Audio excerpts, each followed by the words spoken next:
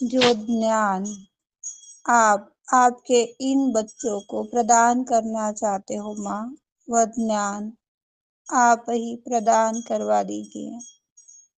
श्री माता जी,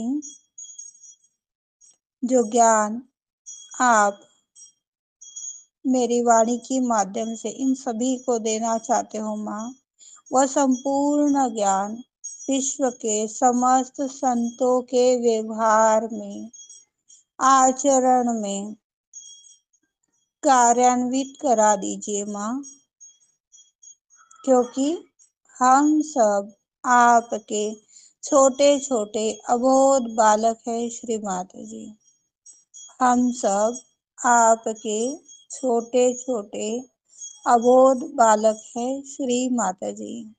अनंत कृपा करो परमेश्वरी, अनंत कृपा करो परमेश्वरी। श्री माता जी ने हम सभी को सूक्ष्म चीजों के बारे में बताया है।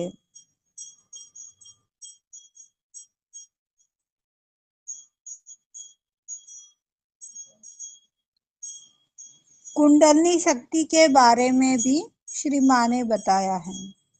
कुंडलनी शक्ति वो है जो अपने त्रिकोणाकार अस्थि में सुप्त अवस्था में बैठी हुई है। सुप्त अवस्था यानी सोई हुई है, उसमें किसी प्रकार की जागरूकता नहीं है। यह शक्ति बालक जब माता की गर्भ में पड़ता है तब से जन्म के 3 वर्ष तक उसके साथ रहता है। यह शक्ति उसके साथ रहती है।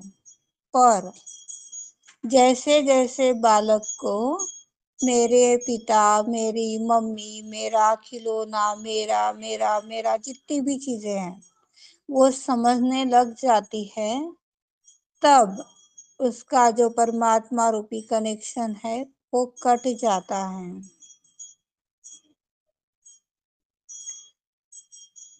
जब कनेक्शन टूट जाता है तो उसको सही क्या, गलत क्या, अच्छा क्या, बुरा क्या, कुछ भी समझ में नहीं आता।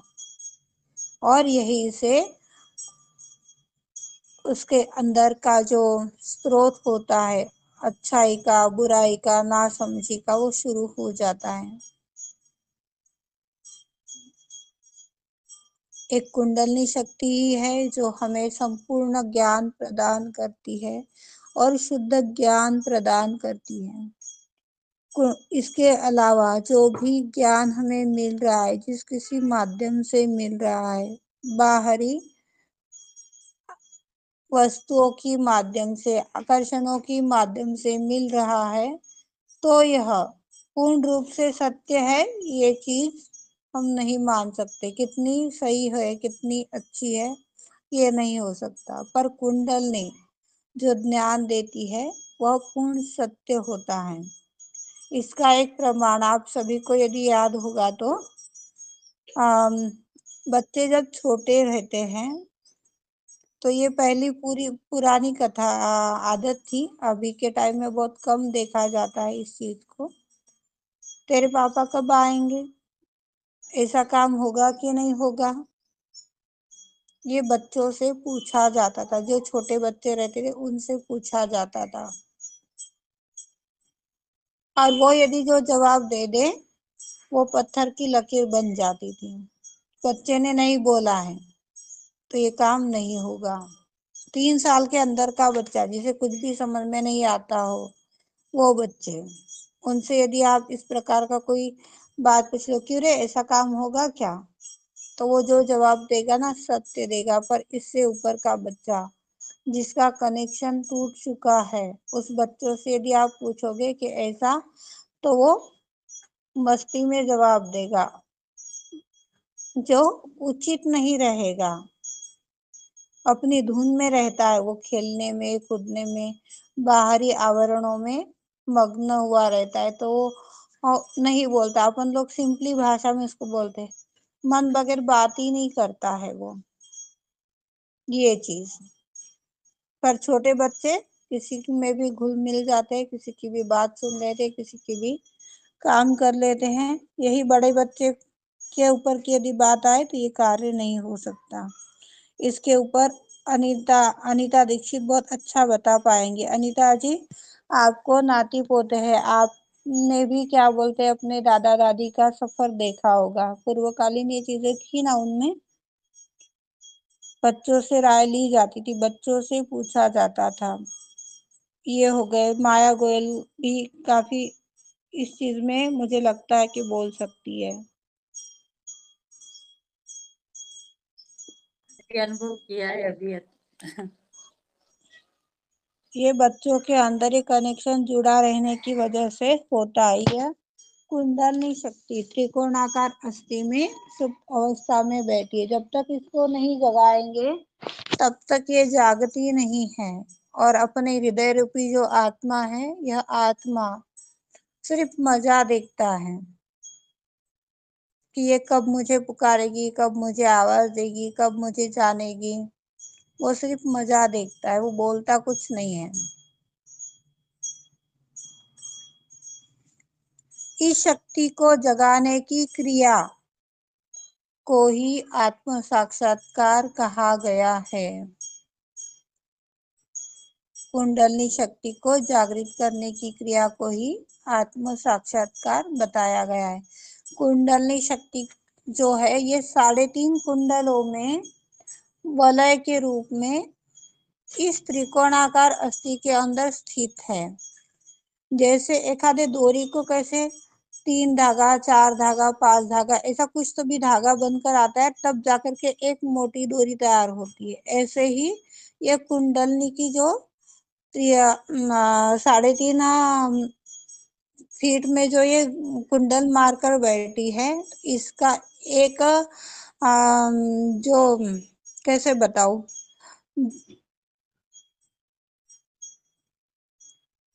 जो कुंडलनी शक्ति है ना, वो उसकी जो धागे है वो 1,000 धागे हैं।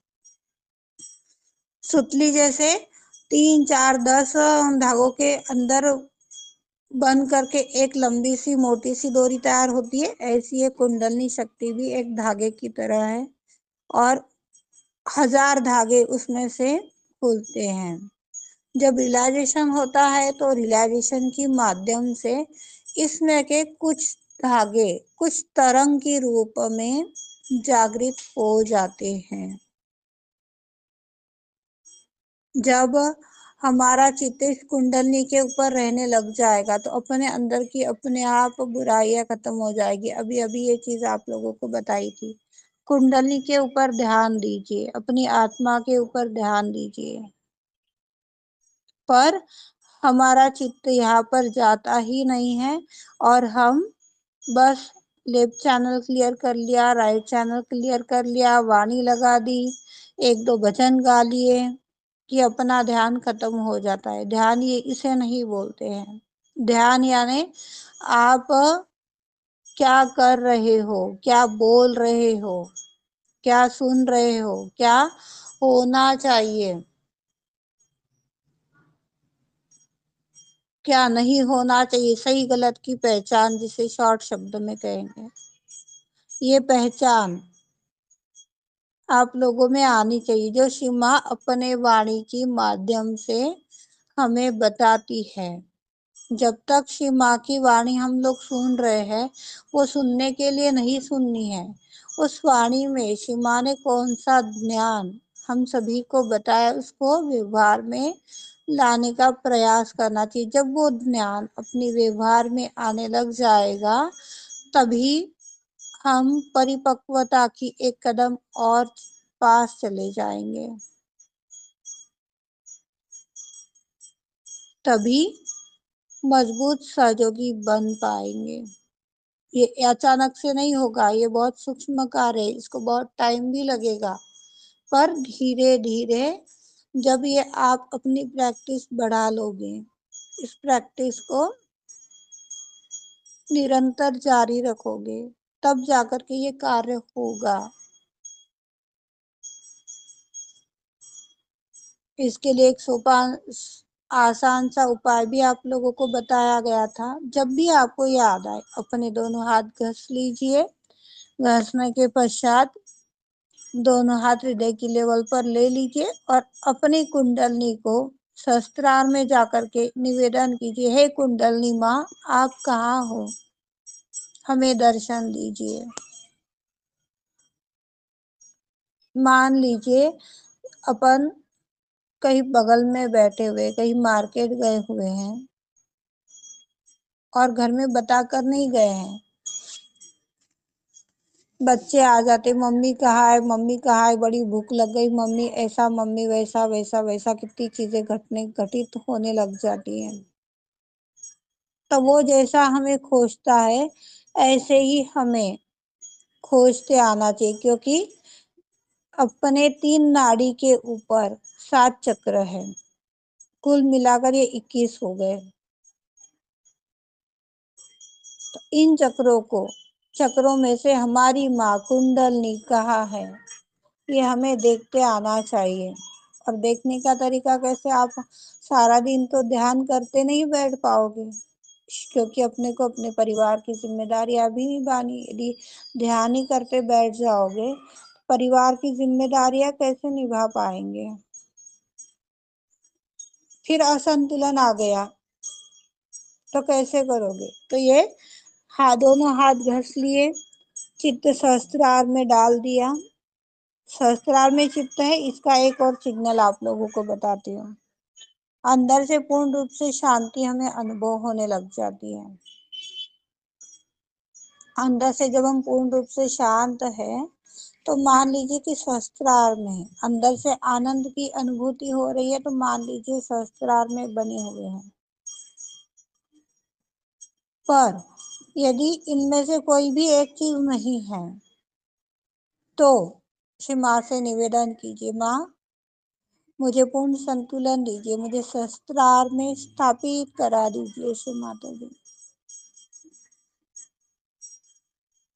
ये प्रार्थना होने के बाद में जब आपको अंदर से शांति अनुभव हो रही है, अंदर से ठंडक अनुभव हो रही है, आनंद की अवस्था अनुभव हो रही है, या किसी भी प्रकार की कोई हलचल अनुभव नहीं है, पूर्ण शांति ही शांति अनुभव हो रही, उस टाइम पर हे गौरी कुंडली माँ, आप कहाँ हो, हमें आपके दर्शन करा दीजिए, हमें आपका दर्शन करा दीजिए। इस तरह से जब हम निवेदन करते हैं, तो कुंडलनी अपने हाथों की माध्यम से, चक्रों की माध्यम से हमें मार्गदर्शन करती हैं। पर सहस्त्रार में बने रहना अति आवश्यक है। यदि सवाल पूछ लिया और सहस्त्रार से आधा इंच भी नीचे आ रहे हो, तो सीमा जो जवाब दे रही है या दर्शन दे रही है, उसको आप नहीं कर पाएंगे। बताओ किसका क्या सवाल चल रहा है। आज्ञा चक्र भारी पड़ गया है अभी अभी, कोई बात है बता दो। कौन है, कोई बात है किसी की।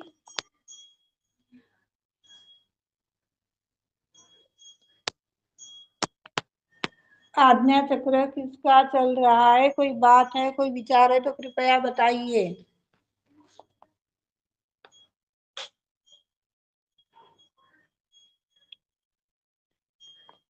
हो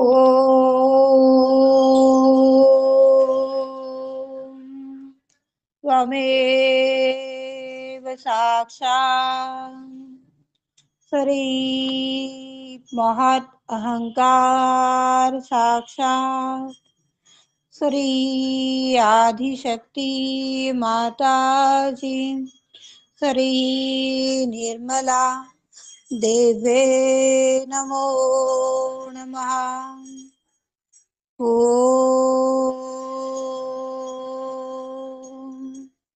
त्वमेव साक्षात् श्री महत् अहंकार साक्षात् श्री आदिशक्ति माता जी, श्री निर्मला देवे नमो नमः। ॐ त्वमेव साक्षात् श्री महत् अहंकार साक्षात् श्री आदिशक्ति माता जी, श्री निर्मला देवे नमो नमः। क्षमा क्षमा क्षमा। सभी सहस्त्रार में आइए कृपया। हे कुंडलिनी माँ, सभी के सहस्त्रार में विराजित होने की कृपा करो परमेश्वरी। सभी के सहस्त्रार में विराजित होने की कृपा करो परमेश्वरी। क्षमा क्षमा क्षमा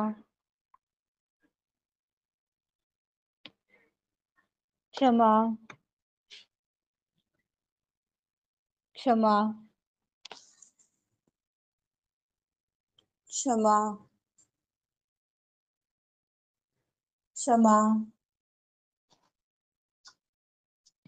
क्षमा क्षमा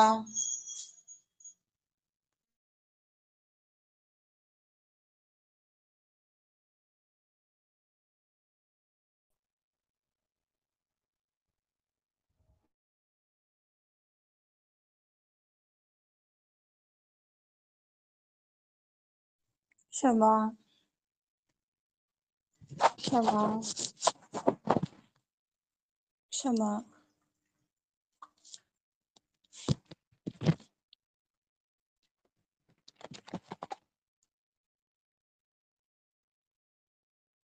इस शक्ति को जागृत करने की क्रिया को आत्म साक्षात्कार कहते हैं। कुंडलिनी शक्ति की जागृति को आत्म साक्षात्कार कहते हैं।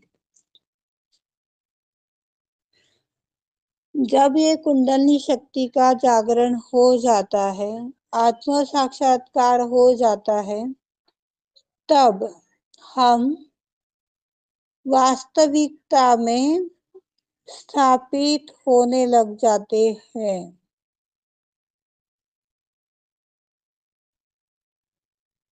जब तक कुंडली का जागरण आधा अधूरा है, आधा अधूरा यानी सिर्फ बस ध्यान कर लिया और छोड़ दिया, बाकी अपनी जो कार्य चल रहा है उसमें कोई परिवर्तन नहीं।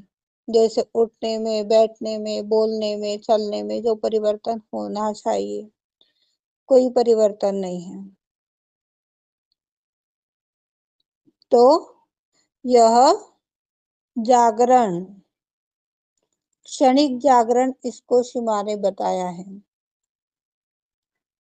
पूर्णतः जब जागरण हो जाता है तो वर्तमान में ही हम स्थापित हो जाते। आज भी हम में से कई ऐसे भाई बहन है, नजीक पास सभी है। कोई तो भूत में उलझ रहा है, कोई तो भविष्य में उलझ रहा है, वर्तमान में कोई नहीं है। वर्तमान में जो है वो वास्तविकता है।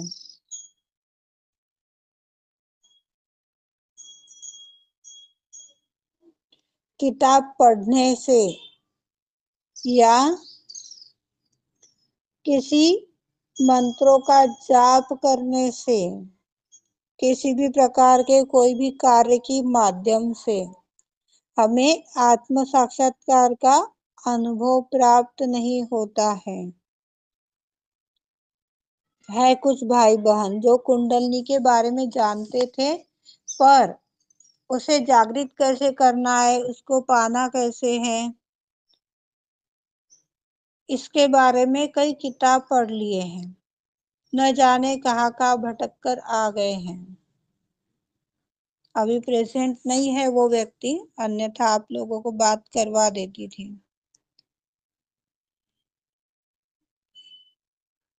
पर यह चीज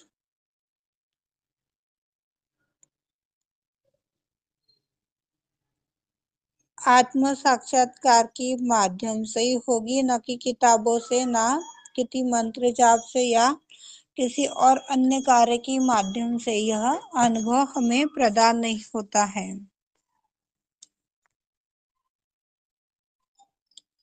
कुछ लोग कुंडलिनी के जागरण को लेकर के गलत गलत धारणाएं भी बनाते हैं। गलत धारणाएं मतलब कुंडली जागरण हो गया तो वो आदमी ऐसा नाचने लग जाएगा, उसको ऐसा हो जाएगा। बहुत सी भ्रांतियां, मुझे तो ये एक दो ही चीजें पता है, भूल गई हूं मैं अब बाकी चीजें तो। इस प्रकार की कोई क्रिया नहीं होती है। 2 साल पहले मैंने इसका बहुत अच्छा अनुभव लिया था। एक सहयोगी भाई है जिन्होंने मोबाइल कंपनी के माध्यम से पीडीएफ निकलवाई थी, मोबाइल कांटेक्ट की पीडीएफ निकलवाई थी, और ग्रुप के माध्यम से 10 नंबर इसको, 10 नंबर उसको, 10 नंबर इसको, इस तरह से कुछ नंबर सभी में बांट दिए और कुछ खुद ने रख लिए। इनमें से कुछ लोग ऐसे मिल गए थे कि जो तो पहली बात तो बात ही नहीं सुनना चाह रहे थे। क्यों? क्योंकि अपन ने कॉल किया है ना, उन्हें जरूरत नहीं है। और अपने को ये चीज नहीं मालूम है कि सामने वाला व्यक्ति किस सिचुएशन से, वो पुअर है या रीच है, ये चीज अपने को नहीं मालूम थी। तो वो कुछ लोग तो इतने घमंड से बात करते थे और कुछ लोग तो फोन ही नहीं उठाते थे। उसके पश्चात कुछ लोगों ने ये भी सवाल किया था कि कुंडलिनी जागरण से क्या होगा। मुझे तो ये बताया गया है, ज्ञानेश्वरी में तो ये लिखा गया है, ज्ञानेश्वरी में तो वो बोला गया है।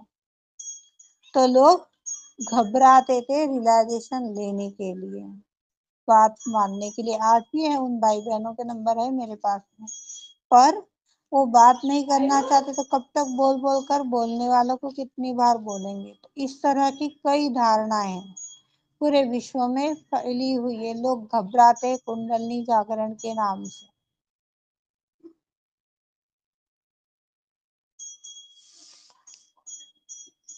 इन सारे कार्यों से, इन कार्य सभी धारणाओं से कुंडलिनी जागरण नहीं हो सकता।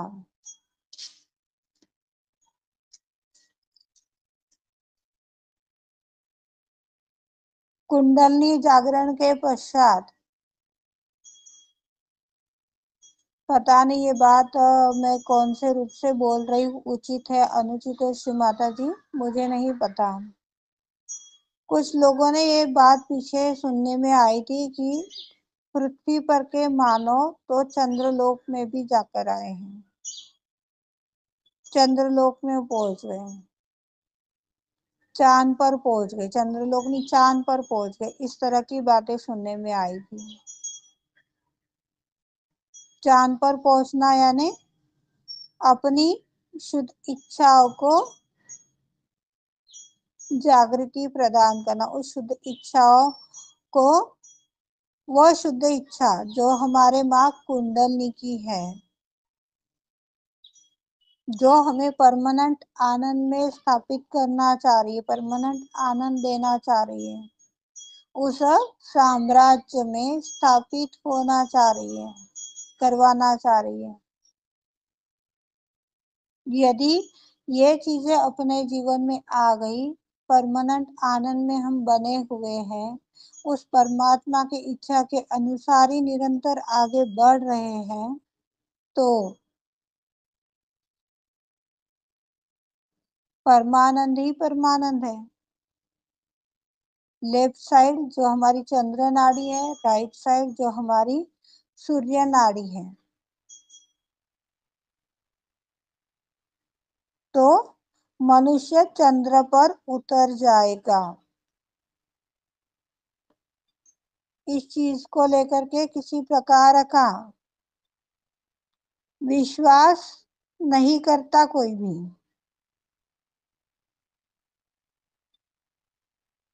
जय श्री माता जी, कौशल्या जी, कौशल्या चौबितकर।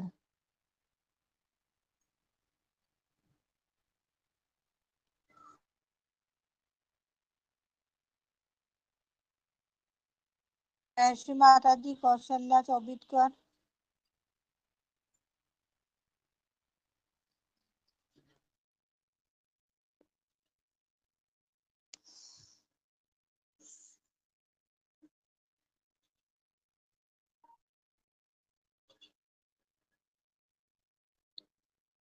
ईसा मसीहा जो है यह एक मछुआरे के बेटे हैं।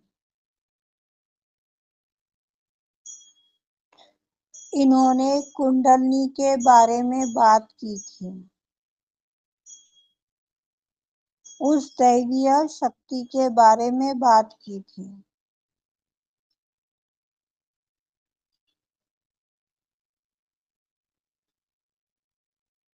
जो उस टाइम में असंभव थी। आज हम सब इतने बुद्धिमान हो गए हैं कि कुंडलनी के बारे में जान सकते हैं, सुन सकते हैं, समझ सकते हैं। यह सिर्फ परिकल्पना ही नहीं, एक वैज्ञानिक की तरह अपना दिमाग खुला रखना चाहिए। दिमाग खुला रखना चाहिए मतलब विवेक का इस्तेमाल करना है। कहाँ पर क्या बोलना है, क्या करना है, क्या नहीं करना है, इन सभी चीजों का विवेक इस्तेमाल करना है, मतलब विवेक दिमाग को खुला रखना है। जय श्री माता दीदी। जय श्री माता दी। कुछ बोल रहे थे? आपका माइक ऑन था इसके लिए मैंने आवाज किया, क्या बोल रहे हो? वो क्या लाइट चली गई थी तो चार्जिंग पे लगा रहे तो वो टच हो गया था। ओके, जय श्री माता जी। जय श्री माता दी।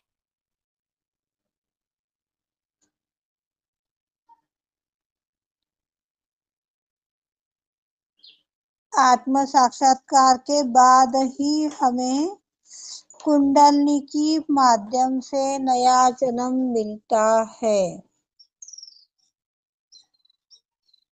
सीमा के वाणियों में आप लोगों ने सुना होगा, अभी अभी तो जन्मे हो, अभी अभी तो रियलाइजेशन हुआ है आपका, पीछे जो हुआ उसे छोड़ दो, अभी अभी तो जन्म हुआ है। जिस दिन रियलाइजेशन हुआ उस दिन हमारे उम्र में से 15 साल काट लीजिए, 15 साल कट जाएंगे और वहां से अपना जीवन शुरू हो जाएगा। मान लीजिए मेरी 30 साल की उम्र है, 30 साल की उम्र में मुझे रियलाइजेशन मिला है, तो 15 साल पहले का क्या था वो सब साफ कर दिया है शिमा ने, 15 साल छोटा बना दिया है मुझे।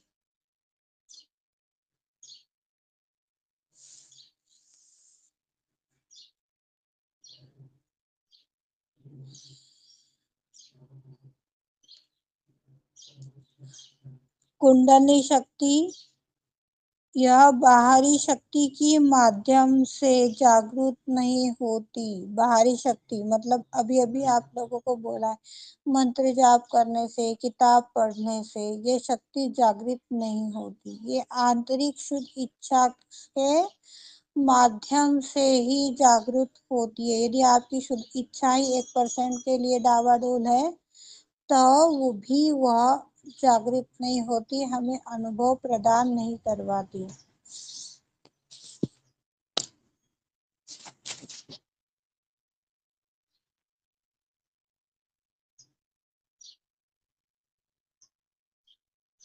कुंडलनी शक्ति जब उठती है तो खुली आंखों से हम उसके स्पंदनों को अनुभव कर सकते। स्पंदन यानी क्या है? चैतन्य लहरियां जो हमारे हाथों से, हमारे सहस्त्रार से बह रही है, ये स्पंदन हम अनुभव कर सकते हैं।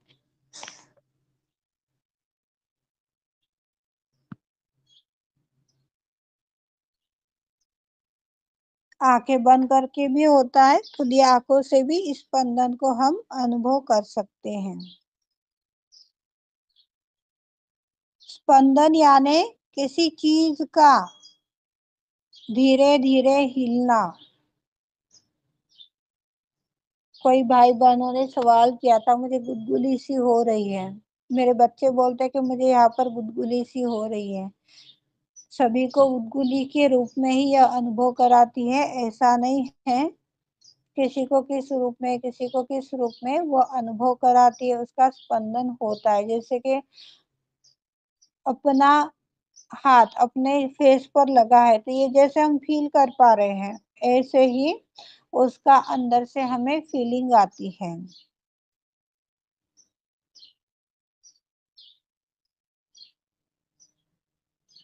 यह कंपन के रूप में भी अनुभव कराती है, मतलब हादरा। नाड़ी चक्र में होने वाली यह अनुभूति कुंडलनी शक्ति जो त्रिकोणाकार अस्थि में बैठी है, यह बहुत ही पवित्र निर्मल है।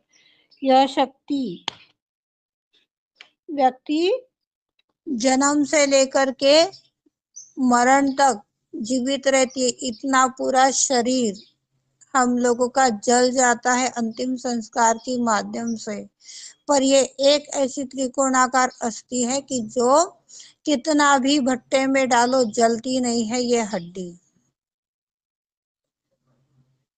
इसी हड्डी को हम अस्थि विसर्जन कहते हैं। कुछ लोगों है जो दो पैरों की, दो हाथों की, कमर की, सिर की, इस तरह की हड्डियां जमा कर कर लाते हैं और उसको विसर्जित करते हैं। पर ओरिजिनल अस्थि विसर्जन जो ये त्रिकोणाकार अस्थि हमारे आ, मनकों के भाग में मूलाधार चक्र से ऊपर स्वादिष्टान से नीचे ये जो हड्डी है, इसी हड्डी का विसर्जन होता है। इसे अस्थि विसर्जन बोलते हैं। ये बहुत पवित्र है, ये कितनी भी जलाने से नहीं जलती। और यही कुंडलनी शक्ति के रूप में जब गंगा जी में चली जाती है, तब जाकर के जो वैतरणा बोलते हैं, वैतरणा पार करा, उसमें मुझे पूरी जानकारी तो नहीं है, पर अभी अभी याद आ रहा है आप लोगों से बात करते। वैतरणा का कोई उद्यापन करवाता है, कोई पूजा पाठ करवाता है, कोई गौ पूजा करवाता है, ताकि वो उन्हें सहायता प्रदान कर सके। उनके शरीर त्यागने के पश्चात का जो सफर होता है जन्म तक का, शरीर त्यागने के पश्चात जन्म तक का जो सफर होता है, वो सफर में सहायता मिलने के लिए ये कार्य होते हैं।